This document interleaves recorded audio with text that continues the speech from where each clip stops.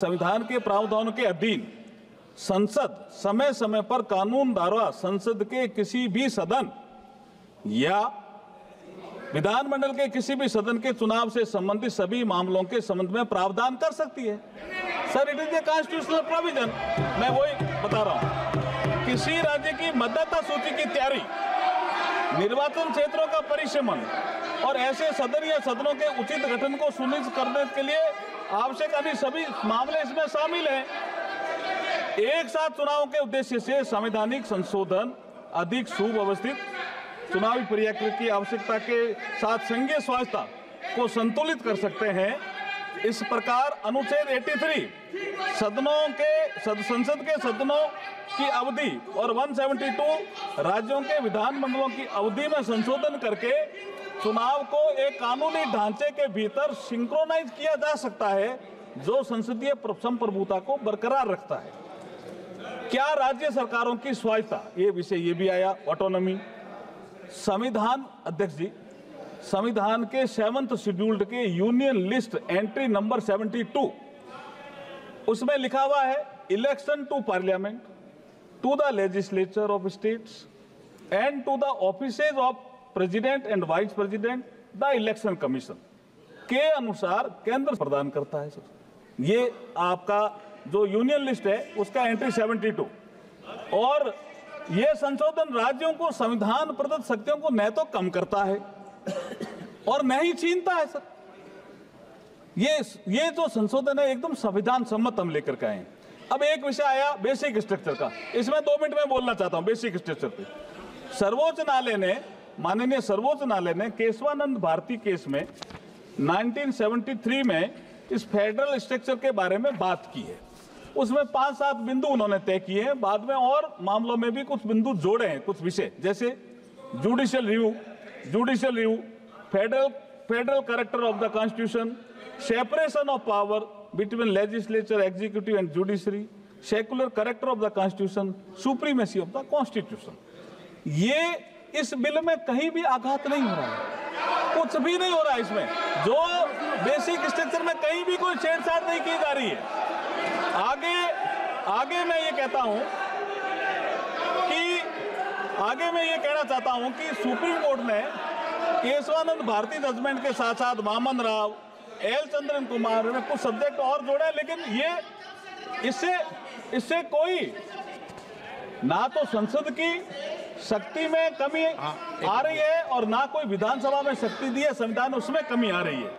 मैं एक चीज जो बाबा साहब का यहाँ जिक्र आया और बाबा साहब के कोर्ट का भी जिक्र आया, मैं अध्यक्ष जी आपकी अनुमति से कहना चाहता हूं। 4 नवंबर 1948 को संविधान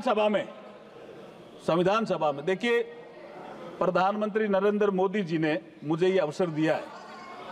बाबा साहब भीमराव अंबेडकर पहले इस देश के कानून मंत्री थे। जिस वर्ग से बाबा साहब आते थे उसी वर्ग से मैं आ रहा हूं। ये नरेंद्र मोदी जी ने बहुत बड़ा अवसर दिया है मुझे। तो अध्यक्ष जी, मैं ये बात सदन में रख रहा हूं, इसलिए मैं कह रहा हूं कि संविधान सभा में बहस के दौरान, now you have to listen to me, संविधान सभा में बहस के दौरान you have objected, so you have to listen to मी।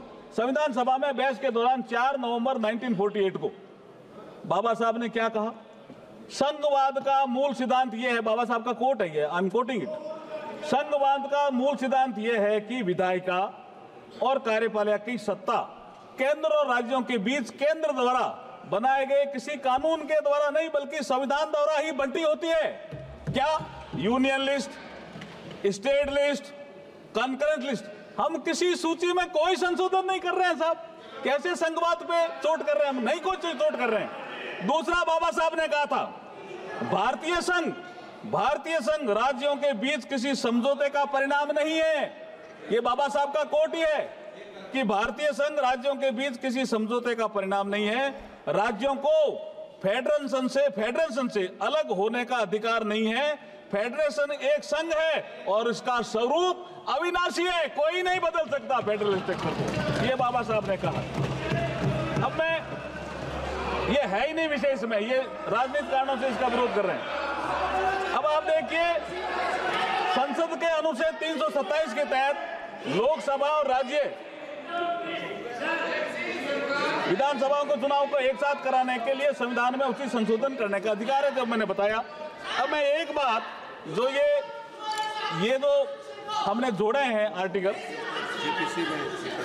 जोड़े हैं, हाँ ठीक है, आर्टिकल जोड़े हैं, उसमें मैं एक बात अध्यक्ष जी कहना चाहता हूं। जब बात जेपीसी की आई गई तो डिटेल चर्चा जेपीसी में होगी, कुछ तो बोलते हैं, हाँ जेपीसी में होगी, लेकिन आज मैं चूंकि आपने अवसर दिया, मैं हमारे पूर्व राष्ट्रपति रामनाथ कोविंद जी का धन्यवाद करना तो चाहूंगा, और उनके जो एचएलसी में जुड़े हुए सदस्य हैं उनका भी धन्यवाद करना चाहूंगा। गृह मंत्री जी भी उसमें थे, कितने डिटेल डिस्कशन हुआ। ये कह रहे अचानक ही आ गया। अध्यक्ष जी, 1983 से चुनाव आयोग ने अपनी वार्षिक रिपोर्ट में लोकसभा और विधानसभाओं के चुनाव एक साथ कराने का विचार किया। 41 साल से पेंडिंग है ये। अलग अलग कमेटियों ने भी किया, स्टैंडिंग कमेटी ने भी किया, फिर एचएलसी गठित हुई, और ये कह रहे दलों से बात नहीं हुई। 19 जून 2019 को संसद भवन में प्रधानमंत्री जी की अध्यक्षता में सर्वदलीय बैठक आयोजित की गई थी, और उसमें सभी लोग थे, और उसमें 19 राजनीतिक दलों ने भाग लिया।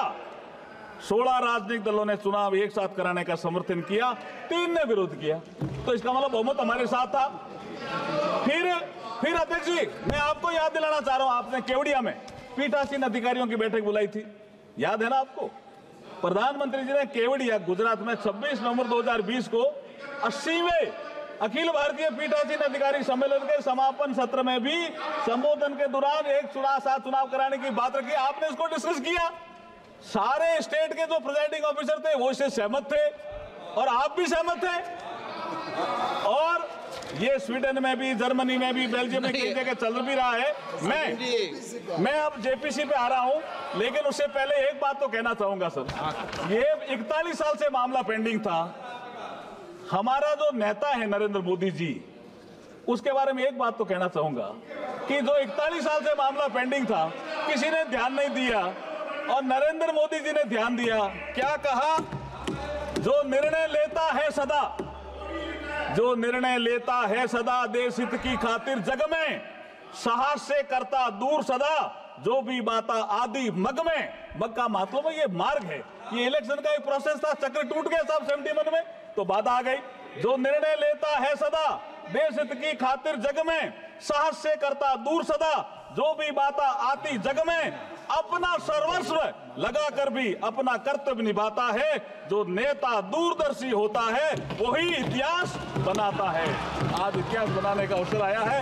मैं जेपीसी में भेजने का भी प्रस्ताव करता हूं, और अगर आपकी अनुमति हो कि वे दोनों item I introduce the bill also, both item number 18 और आइटम नंबर 19। प्रश्न ये कि हाँ डिवीजन देंगे, प्लीज।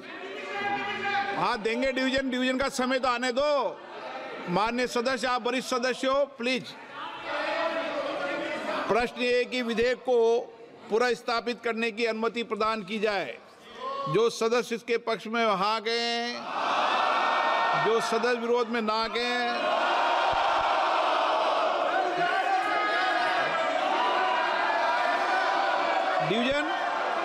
डिवीजन लॉबी खाली की जाए।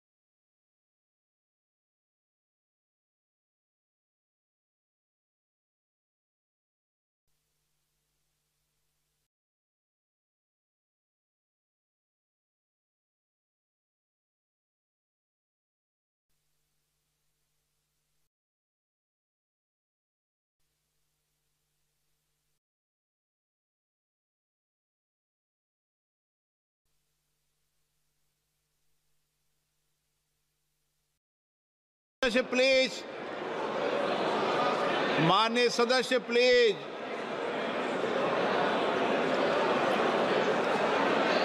महासचिव, इनको बैठा देते सर, सबको सुन ही नहीं पाएंगे। मैं और बता दूं। Kind attention of the honorable members. एक मिनट, सेक्रेटरी जनरल, एक मिनट प्लीज। माननीय सदस्य प्लीज, अपनी अपनी सीटों पे जाओ। माननीय सदस्यगण, सदन में अगर मतदान हुआ, डिवीजन हुआ, तो पहली बार इस सदन में इलेक्ट्रॉनिक डिवीजन होगा। इसलिए मेरा आग्रह है कि एक बार सीट पर बैठ जाएं। देसाई जी प्लीज, माननीय सदस्य प्लीज,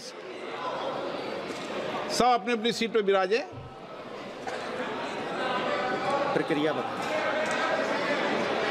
आपको प्रक्रिया भी बताई जाएगी। एक मिनट माननीय सदस्य प्लीज,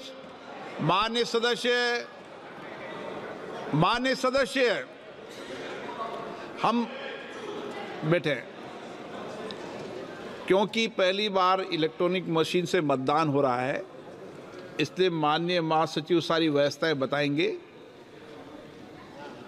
और उस व्यवस्था के अंदर ये भी बताएंगे कि अगर इलेक्ट्रॉनिक मशीन का बटन गलत दब गया है तो आप पर्ची से भी अपने मतदान को संशोधित कर सकते हैं, करेक्ट कर सकते हैं। हिंदी इंग्लिश दोनों में बताएंगे। पहले महासचिव की व्यवस्था को समझ लें, सब अपनी अपनी सीट पर जाकर बैठ जाए। महासचिव।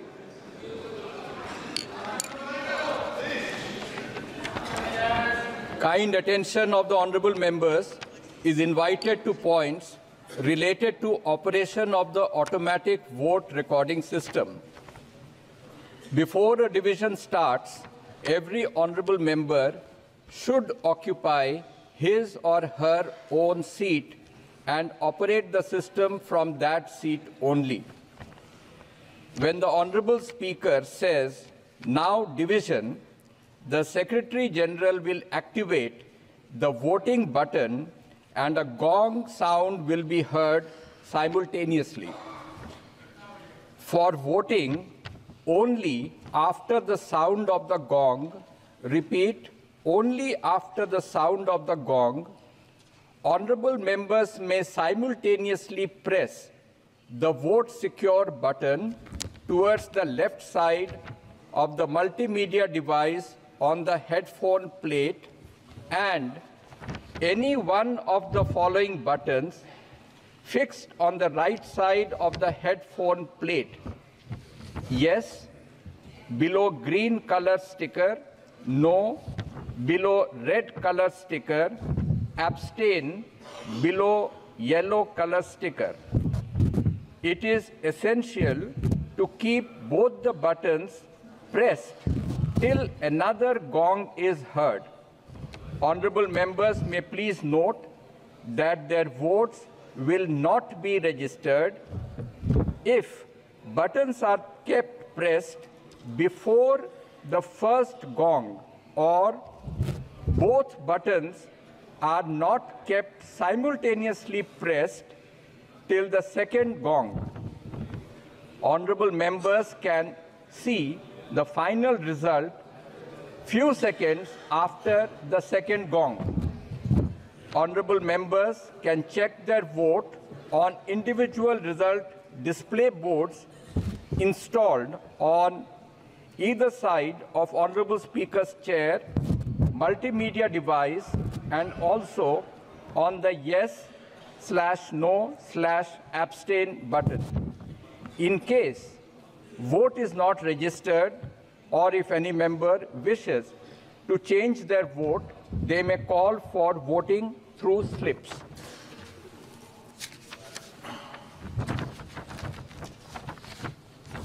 माननीय सदस्यों का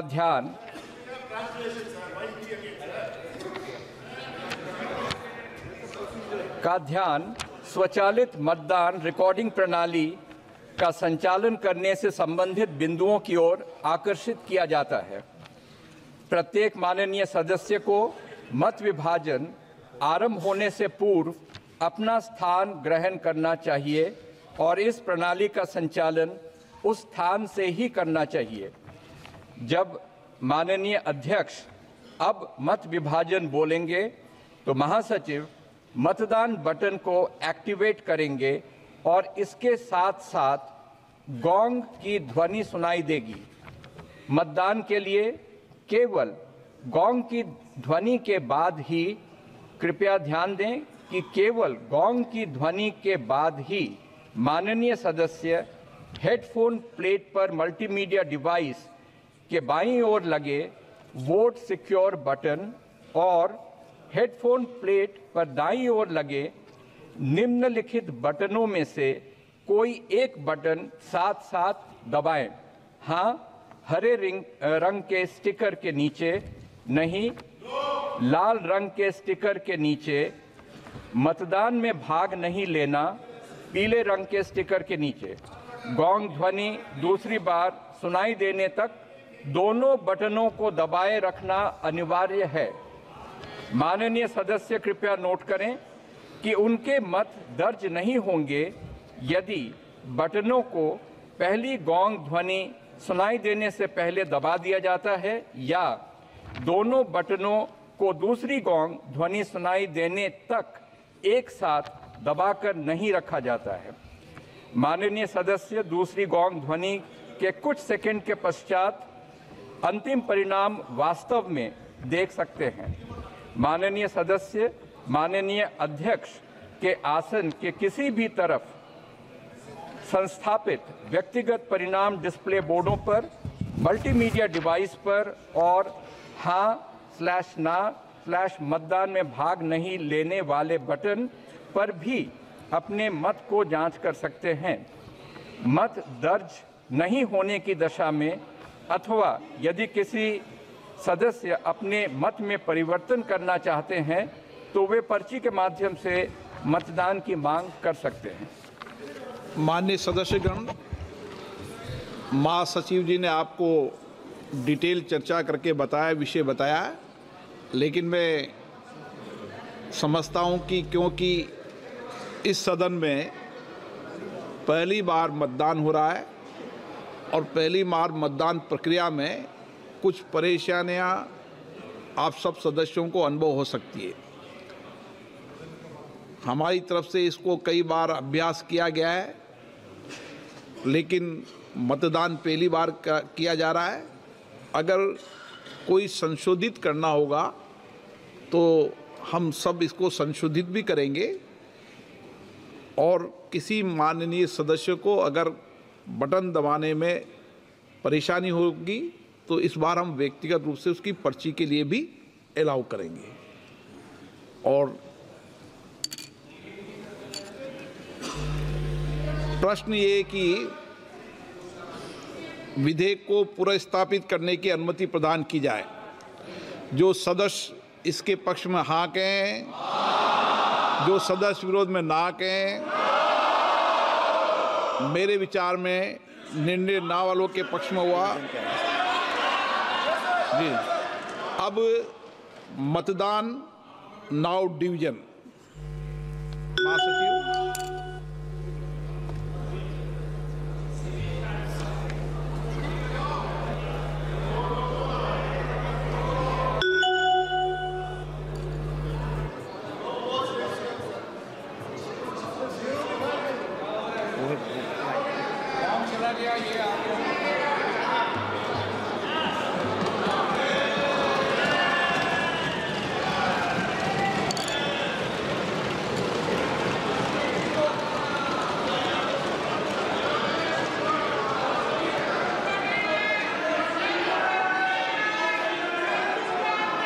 प्लीज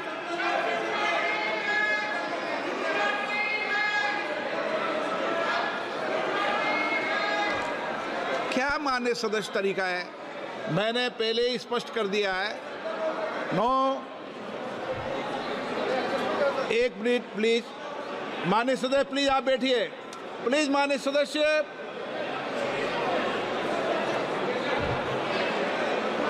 सब वरिष्ठ हैं। अरे माननीय सर, प्लीज 1 मिनट, एक बार दोबारा कराएंगे, रुको, एक बार दोबारा कराएंगे। हाँ, ऑब्जेक्शन है, उनको पर्ची दे दीजिए। मैं माननीय सदस्यों से पुनः आग्रह करता हूं, मैं माननीय सदस्यों से, प्लीज बैठिए, एक बात सुनिए।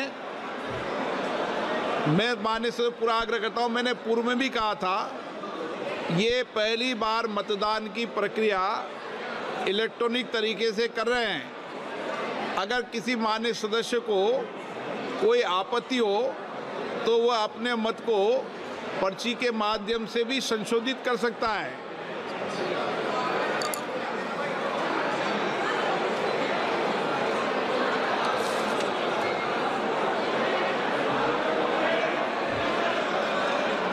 ठीक तो आ रहा है सर, ठीक।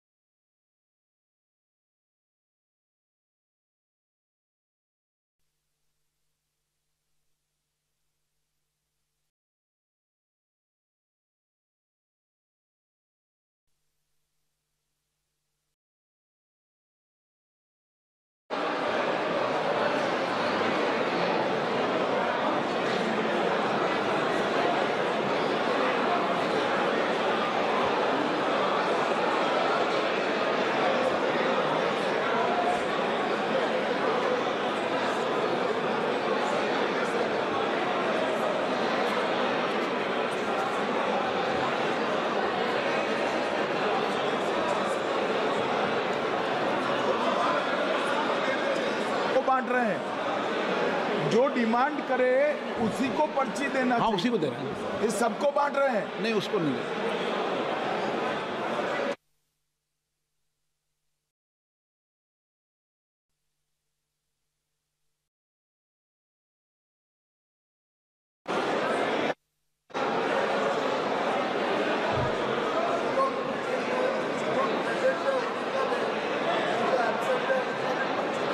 नहीं, ऐसा नहीं।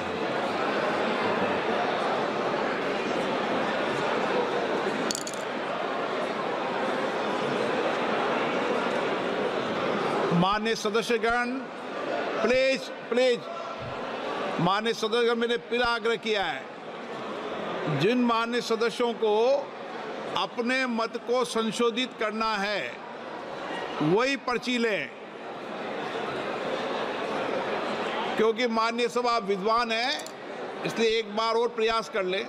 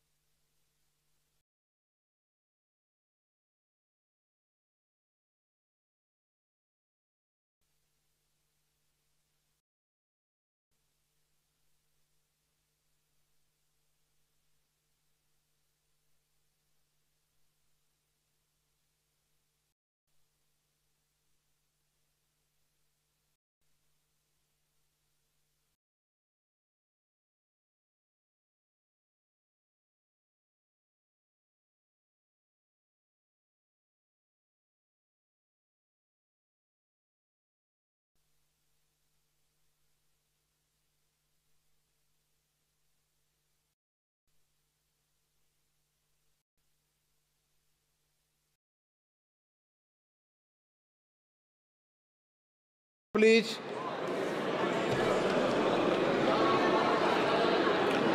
माननीय सदस्यों, जब भी आपको वोटिंग मशीन से मतदान होता है तो आप सब अपनी सीट से दबाए गए बटन और सदन के दोनों ओर लगी हुई बड़ी स्क्रीन में आप मिलान कर सकते हैं। अगर मिलान में सही नहीं होता है और आपको कुछ करेक्शन करना है एब्सेंट में या मतदान में, तो ही आप पर्ची मांगें और तो ही पर्ची से मतदान में करेक्शन करें। शुद्धि के अध्ययन मत विभाजन परिणाम पक्ष में हाँ में 269, विपक्ष में 198। ये पढ़िए। बहुमत के पक्ष में मतदान हुआ। बहुमत प्रस्ताव के पक्ष में हाँ। माननीय मंत्री जी, अब विधेयक को पुनः स्थापित करें। Honorable Speaker, sir, with your permission, the Constitution's 129th Amendment Bill 2024, I introduce the bill. Item number 19। Honorable Speaker, एक sir, मिनट मैं पढ़ूंगा। प्रश्न ये कि विधेयक को पुनर्स्थापित करने की अनुमति प्रदान की जाए। जो सदस्य इसके पक्ष में हाँ कहें, जो सदस्य विरोध में ना कहें। मेरे विचार में निर्णय हाँ वालों के पक्ष में, हाँ वालों के पक्ष में। मंत्री जी विधेयक को पुनर्स्थापित करें। Honorable Speaker, sir, with your permission, I introduce the Union Territories Law Amendment Bill 2024.